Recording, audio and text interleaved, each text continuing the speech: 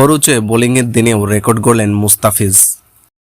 Chennai super কিংসের হয়ে আইপিএলে দারুণ দুটি ম্যাচের পর কিছুটা খরুচের দিন দেখছেন বাংলাদেশি পেসার মুস্তাফিজুর রহমান। দিল্লি ক্যাপিটালসের বিপক্ষে আজ বিশাখাপত্তনমে মুখোমুখি হয়েছিল চেন্নাই। ভেন্যুটিতে বেশ রান উঠবে সেটি আগেই জানা ছিল।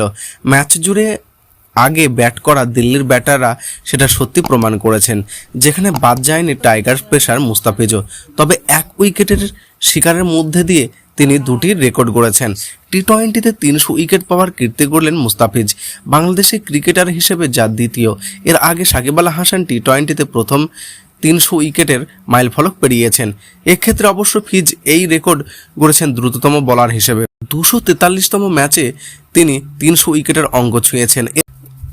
এর আগে সাকিব একাই কীর্তি গড়ে খেলেছেন 261 টি-20 ম্যাচ। এছাড়া টাইগারদের মধ্যে কম বয়সী বোলার হিসেবেও 300 উইকেট পেয়েছেন ফ্রিজ। বাঁহাতি এই পেসারের বর্তমান বয়স 28 বছর। এর আগে সাকিব যখন 300তম টি-20 উইকেটে পেয়েছেন তখন তার বয়স ছিল 31। সব মিলিয়ে 428টি টি-20 ম্যাচে সাবেক এই টাইগার অধিনায়ক 482টি উইকেট পেয়েছেন।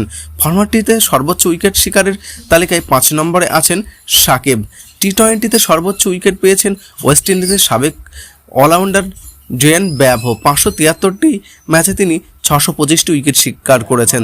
তারপর যথাক্রমে আছেন রশিদ খান 567টি, সুনীল নারিন 537টি, ইমরান তাহির 502টি ও সাকিব। এই তালিকায় মুস্তাফিজও আছেন 26 নম্বরে। উল্লেখ্য, দিল্লির বিপক্ষে আজ 4 ওভার বল করে 47 রান খরচ করেছেন ফিজ, বিনিময়ে পেয়েছেন 1 উইকেট। চেন্নাই বোলারদের মার খাওয়ার দিনে দিল্লির আগে ব্যাট করে 191 রানের পুঁজি গড়েছেন।